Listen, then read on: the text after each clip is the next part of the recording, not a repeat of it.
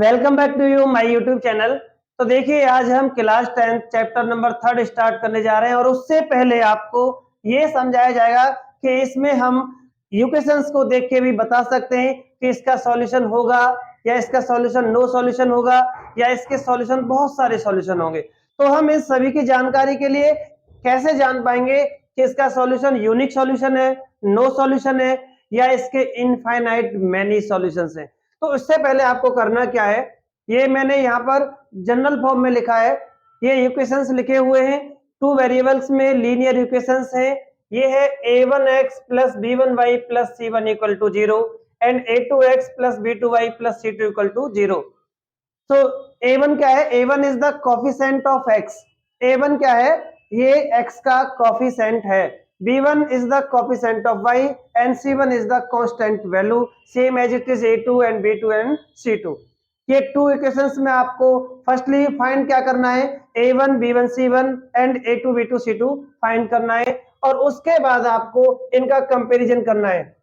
क्या करना है इसमें? आपको करना है केस फर्स्ट। ये 3 केस होते हैं इसमें। तो केस फर्स्ट में क्या हो सकता है, कभी ऐसी पॉसिबिलिटी हो जाए a1 by a2 not equal to b1 by b2। ऐसा पॉसिबल हो भी जाए a1 by a2 not equal to b1 by b2, means first two values का रेशो इक्वल नहीं आए, सेकंड वाली जो वैल्यू है उनका रेशो इक्वल नहीं आए। तो इस कंडीशन में आपका ये जो कभी ग्राफ भी ड्रॉ करेंगे आप, ऐसी सिचुएशन के इक्वेशंस का ग्राफ ड्रॉ करेंगे तो उसमें आपको इंटरसेक्टिंग लाइन मिलेंगी। आपको इंटरसेक्टिंग लाइन आपको मिलेंगी जो आपस में इंटरसेक्ट करेंगी आपके, तो इंटरसेक्टिंग लाइन होंगी और इस कंडीशन में आपका यूनिक सॉल्यूशन होगा। देखिए तो आपको पता चल गया कैसे मालूम कर सकते हैं हम इसका सॉल्यूशन होगा कि नहीं होगा। यूनिक सॉल्यूशन होगा। एक तो इंटरसेक्टिंग लाइन होंगी, दूसरा इसमें यूनिक सॉल्यूशन होगा। केस सेकंड क्या कहता है इसे समझते हैं। केस सेकंड में पॉसिबिलिटी हो जाए a1 by a2 इक्वल आ जाए b1 by b2 और नॉट इक्वल टू आ जाए c1 by c2। ऐसा भी पॉसिबल हो सकता है, ऐसा नहीं है कि हमेशा यही आपको मिलेगा, ऐसा भी हो सकता है, ऐसा भी हो सकता है। इस सिचुएशन में आपके पास पैरेलल लाइन होंगी, ये भी कंपलसरी है। पैरेलल लाइंस आपको मिलेंगी आप ग्राफ ड्रॉ करेंगे तो, और इस कंडीशन में आपको कोई भी सॉल्यूशन नहीं मिलेगा इसका, तो नो सॉल्यूशन रहेगा। तो यहां से हम आज इनके रेशो के द्वारा, इनके रेशो से ही हम बहुत सारी चीजें जान पाएंगे। इस टाइप का आपको रेशो मिलेगा, इंटरसेक्ट लाइन हो सकती है, यूनिक सॉल्यूशन हो सकता है। इस टाइप के रेशो में आपको पैरेलल लाइन मिलेंगी, नो सॉल्यूशन होगा, कोई भी सॉल्यूशन नहीं होगा। और केस थर्ड में आपको क्या करना है, अगर ऐसा पॉसिबल हो जाए a1 by a2 a1 by a2 equal b1 by b2 and equal c1 by c2, सारा ही इक्वल आ जाए, इस सिचुएशन में आपको कोइंसाइड लाइन मिलेंगी या कोइंसिडेंट लाइन बोल देते हैं उनको, कोइंसिडेंट लाइन। और इसमें आपको इनफाइनाइट मैनी सॉल्यूशन मिलेंगे, इनफाइनाइट मैनी सॉल्यूशंस। तो देखिए सबसे पहले आपको क्या करना है, जो भी इक्वेशन गिवन है उसको इससे कंपेयर करना है। कंपेयर करने के बाद आपको देखना है कि आपको इनमें से किस केस में आपका जो वैल्यू है वो फॉलो कर रहा है। फर्स्ट रेशो आपका फर्स्ट केस फॉलो करता है तो ये सिचुएशन होगी, सेकंड रेशो फॉलो करता है तो ये सिचुएशन होगी, एंड आफ्टर दैट ये third ratio follow, third case follow करता है तो ये सिचुएशन होगी। अब इस पर हम एग्जांपल के थ्रू समझ लेते हैं, एग्जांपल से कैसे समझ पाएंगे।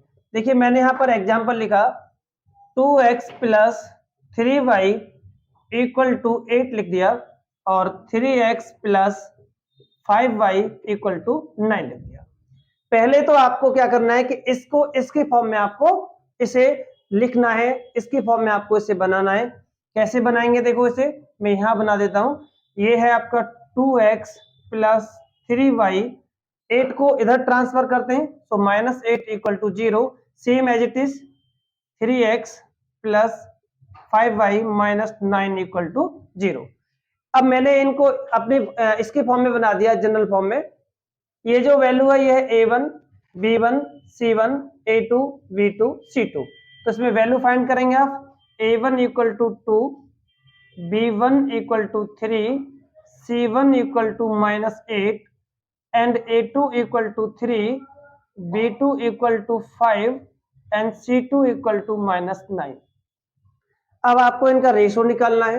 रेशो निकालने के बाद आपको देखना है कि इसमें से किस केस में ये फॉलो हो जाएगा। देखते हैं किस में फॉलो हो जाएगा। A1 बाई A2 चेक कर लेते हैं क्या आ रहा है। A1 बाई A2 का वैल्यू आपका आ रहा है 2/3 आ रहा है। अब B1 बाई B2 का भी वैल्यू चेक करते हैं क्या आ रहा है। B1 बाई B2 का वैल्यू आ रहा है 3/5। अब ये क्लियर हो गया कि आपको थर्ड रेशो निकालने की कोई नीड नहीं है, क्योंकि ये फर्स्ट केस को फॉलो कर रहा है स्टार्टिंग से ही। A1 by A2 not equal to B1 by B2, so this ratio not equal to this ratio, so clearly we can say ये जो आंसर है इसके लिए आपको इंटरसेक्टिंग लाइन मिलेंगी और इसका एक यूनिक सॉल्यूशन होगा। तो आप सिर्फ ये लिख सकते हैं it has a unique solution, इसका एक यूनिक सॉल्यूशन है। अगर इस केस में होता तो आपको लिखना था नो सॉल्यूशन, और इस केस में आता है तो इनफाइनाइट सॉल्यूशन। तो मुझे उम्मीद है कि आप इस तरीके से समझ गए होंगे और बना भी सकते हैं। आपको कंपेयरिंग करना है, A1 B1 की वैल्यू निकालना है। वैल्यू निकालने के बाद आपको देखना है कि किस केस में आपका ये रेशो है जो फॉलो कर रहा है, और उसी के अकॉर्डिंग आपको इसका आंसर लिख देना है। तो बने रहें, हमारे साथ जुड़े रहें, चैनल को लाइक करें, कमेंट करें, शेयर करें और सब्सक्राइब भी करें, जिससे कि आपको जल्दी से जल्दी नोटिफिकेशन मिलता रहे।